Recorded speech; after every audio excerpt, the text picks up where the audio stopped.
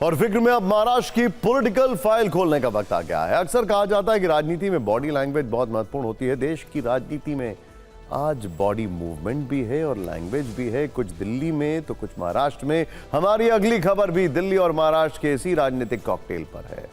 Connecting the dots अंग्रेजी में कहते हैं। एक डॉट दिल्ली में है, एक महाराष्ट्र में है। पिछले कुछ दिनों से महाराष्ट्र के डिप्टी सीएम एकनाथ शिंदे अपने बदले हुए रुख का ट्रेलर दे रहे हैं। 2 दिन पहले उन्होंने कहा था कि उन्हें कोई हल्के में लेने की गलती ना करे, वो तांगा पलट देते हैं। आज फिर उन्होंने कहा कि वो पलटे तो तांगा पलट जाएगा। 2022 में वो तांगा पलट चुके हैं। जिन्हें ये इशारा समझना है वो समझ लें। एक तरफ शिंदे अपनी इस लैंग्वेज से राजनीतिक अनिश्चितताओं के संकेत दे रहे थे, तो दूसरी तरफ दिल्ली में शरद पवार पीएम मोदी के साथ मराठी सम्मान का मंच साझा कर रहे थे। दरअसल आज दिल्ली में अखिल भारतीय मराठी साहित्य सम्मेलन का आयोजन किया गया था। इस मंच पर प्रधानमंत्री मोदी, शरद पवार और महाराष्ट्र के सीएम देवेंद्र फडणवीस मौजूद थे।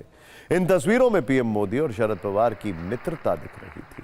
पीएम मोदी शरद पवार को बैठने में मदद करने के लिए कुर्सी दे रहे थे, उन्हें खुद से पानी का गिलास ऑफर कर रहे थे। वैसे तो पीएम मोदी खुले मन से शरद पवार की तारीफ करते हैं, लेकिन सार्वजनिक मंच पर पीएम मोदी की इस बॉडी लैंग्वेज के राजनीतिक अर्थ निकाले जा रहे हैं। वैसे कल की एक और तस्वीर भी काफी वायरल है, जब दिल्ली की सीएम रेखा गुप्ता के शपथ ग्रहण समारोह में पीएम मोदी एकनाथ शिंदे से मिले। बाकी नेताओं को पीएम मोदी नमस्कार करके आगे बढ़ रहे थे, लेकिन जब वो शिंदे के पास पहुंचे तो काफी देर तक रुके, उनसे बातचीत की। इस छोटी सी मुलाकात और बात से ये संकेत तो मिले कि शिंदे पर पीएम मोदी की ठीक ठाक राजनीतिक नजर है। दरअसल ऐसी खबरें चल रही हैं कि महाराष्ट्र में महायुति गठबंधन के भीतर दरार है। इसके पीछे तर्क यह है कि उप मुख्यमंत्री एकनाथ शिंदे हाल में 3 हाई प्रोफाइल सरकारी कार्यक्रमों में अनुपस्थित रहे हैं। छत्रपति शिवाजी महाराज की प्रतिमा के उद्घाटन, मराठा राज्य के जयंती समारोह और थीम पार्क के उद्घाटन से शिंदे नाराज रहे। इस कार्यक्रम में मुख्यमंत्री देवेंद्र फडणवीस और अजीत पवार थे, लेकिन एकनाथ शिंदे नहीं थे। नासिक और रायगढ़ में संरक्षक मंत्रियों की नियुक्ति पर फडणवीस और शिंदे में पहले से असहमति की बातें कही जा रही थी। नाराजगी की इन खबरों के बीच शिंदे गुट के विधायकों से वाय श्रेणी की सुरक्षा वापस ले ली गई। और फिर आग में घी डालने वाली खबर तब बनी जब शिंदे ने कहा कि वो तांगा पलटने की क्षमता रखते हैं। इस पर आज पत्रकारों ने उनसे पूछा कि ये बयान किसके लिए था, तो उन्होंने नाम तो किसी का नहीं लिया, लेकिन ये जरूर कह दिया कि 2022 में वो तांगा पलट चुके हैं।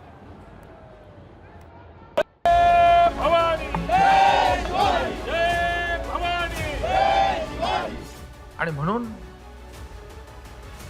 या रोज आरोप प्रत्यारोप हे ते रोज आज पण मी कधी कधी म्हणतो या एकनाथ शिंदेला हलक्यात घेऊ नका। तुम्ही हलक्यात घेतलं, तुमचा टांगा पलटी करून टाकला।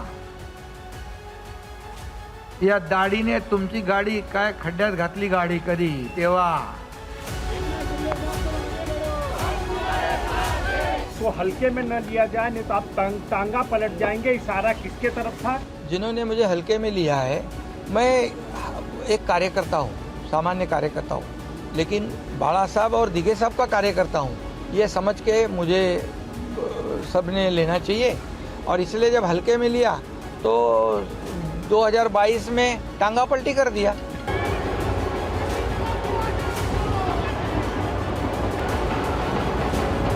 एकनाथ शिंदे देवेंद्र फडणवीस जी को लगता है चेतावनी दे रहा है कि भैया ये जो दाढ़ी वाला है ना, इससे आपको सावधान रहना चाहिए। और क्या कारण हो सकता है, क्योंकि देवेंद्र जी ने जिस प्रकार एकनाथ शिंदे के विधायकों की सुरक्षा में कमी कर दी है, उनके लोगों के काम नहीं हो रहे हैं, उनको फंड नहीं दिया जा रहा, उनको दबाया जा रहा है, तो शायद एकनाथ शिंदे जी उनको चुनौती दे रहा है।